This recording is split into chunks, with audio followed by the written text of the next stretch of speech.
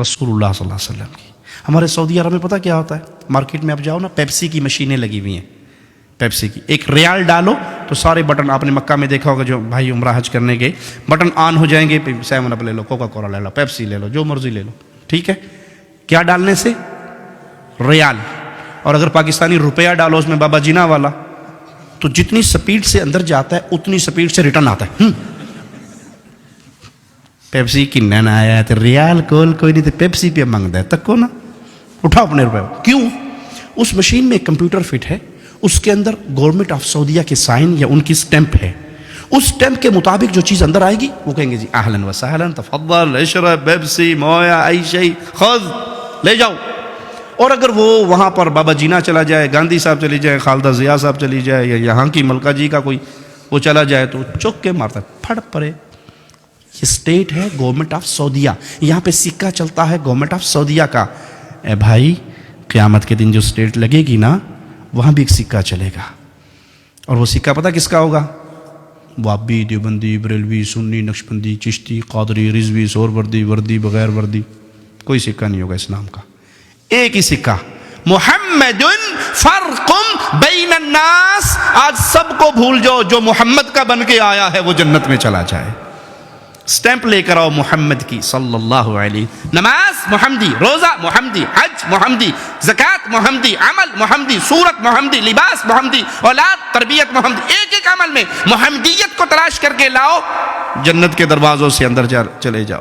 اور جس پہ پوری دنیا کی سٹیمپیں لگی ہوئی ہوں، رسول اللہ صلی اللہ علیہ وسلم کی سنت کی مہر نہ ہو، وہ عمل اللہ کے ہاں قبول نہیں ہوگا. تو عمل صالح کے لیے بنیادی باتیں کیا ہوئی؟ ایک اللہ کی رضا، اور دوسرا نبی صلی اللہ علیہ وسلم کی سنت.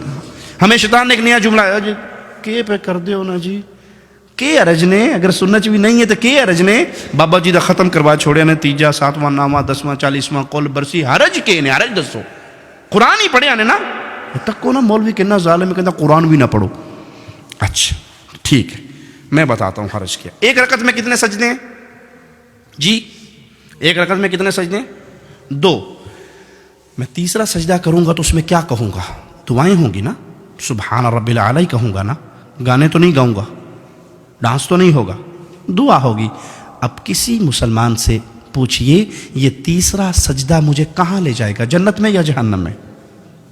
جی جنت میں نہیں لے جائے گا. کیوں؟ میں نے تو سجدہ کیا اللہ کے لیے. جواب ملے گا کہ عبادت محمد الرسول اللہ صلی اللہ علیہ وسلم نے کر کے دکھا دی. آپ نے ایک رکعت میں 2 سجدے کیے، تیسرا تو حرج کیا ہوا کہ یہ عمل رسول اللہ صلی اللہ علیہ وسلم نے نہیں کیا. جو عمل پیارے نبی نہ کریں وہ عمل دین نہیں ہو سکتا. بھلے آپ اس کو اچھا سمجھ کے کریں، بھلے آپ اس کو خیر سمجھ کے کریں، اگر وہ اچھا ہوتا تو پیارے نبی بیان کر کے جاتے. ایک رکعت میں تیسرا سجدہ بربادی ہے، اگرچہ اس میں ذکر اللہ کا ہو رہا ہے. اچھا، اذان کہاں ختم ہوتی ہے جی؟ اذان کہاں ختم ہوتی ہے؟ آخری جملہ کیا ہے اذان کا؟ لا الہ الا اللہ. اب کلمہ پورا کیا ہے؟ لا الہ الا اللہ محمد رسول اللہ. اگر کوئی مؤذن آج سے یہ شروع کرے جی یہ تے ادھا کلمہ ہے جی، اذان تے ناقص ادھوری رہ گئی ہے، میں نال اگلا حصہ بھی جوڑ کے کہنا اذان ختم کرتا ہے لا الہ الا اللہ محمد رسول اللہ. کیا خیال ہے، یہ کام اچھا ہے یا برا جی؟ پھر بولیے. اچھا نہیں ہے. کیوں؟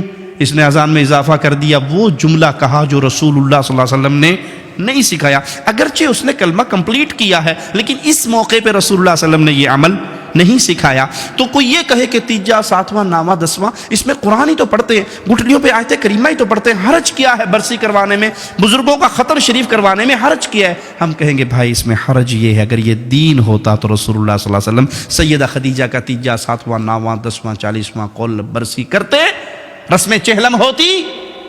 اور اگر پیارے نبی کرتے تو اس سب کے نام عربی عربک لینگویج میں ہوتے یا نہ ہوتے؟ ابھی ہم نے نماز پڑھنی ہے تو نماز کو عربی میں کیا کہتے ہیں؟ صلات. رمضان میں آپ نے روزے رکھے، روزوں کو عربی میں کیا کہتے ہیں؟ صیام. آپ چندہ دیتے ہیں مساجد میں، مدارس میں، یتیموں کو، غریبوں کو، عربی میں کیا کہتے ہیں؟ صدقہ. ٹھیک ہے، مال میں سے زکوٰۃ نکالتے ہیں.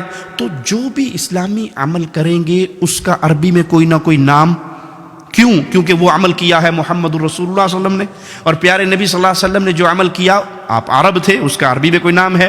مولوی صاحب نے کہا جی مولوی صاحب تانوں 1000 پاؤنڈ دیساں جی گفٹ، تے دسو بھی تیجے دی عربی کے نے تیجا کرتے ہو کہ نہیں؟ 7ویں کا ختم عربی کیا ہے اس کی؟ 9ویں کا ختم عربی میں کیا کہیں گے؟ 40واں رسم چہلم قول شریف عربی کیا ہے؟ مولوی مر جائے گا آپ کو عربی میں نام کیوں؟ کہ ہے میڈ ان انڈیا پاکستان، تو عربی میں کیا نام بتاؤں اس کا؟ عربوں نے تو یہ کام کیا نہیں۔ وہ ایک بادشاہ کے سامنے مناظرہ ہو رہا تھا، ایک سنی کا اور شیعہ کا، تو سنی نے کیا کیا، جوتی اٹھا کے اپنی بغل میں لے لی۔ مناظرہ یہ تھا کہ حق پہ کون ہے، سنی یا شیعہ؟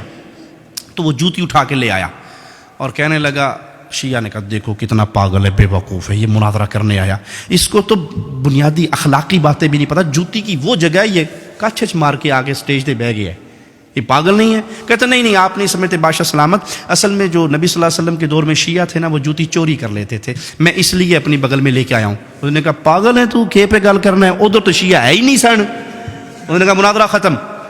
میں نے یہی بتانا تھا کہ اس دور میں نہیں تھے تم، بعد کی پیداوار ہو۔ سمجھ آئی مثال یا نہیں؟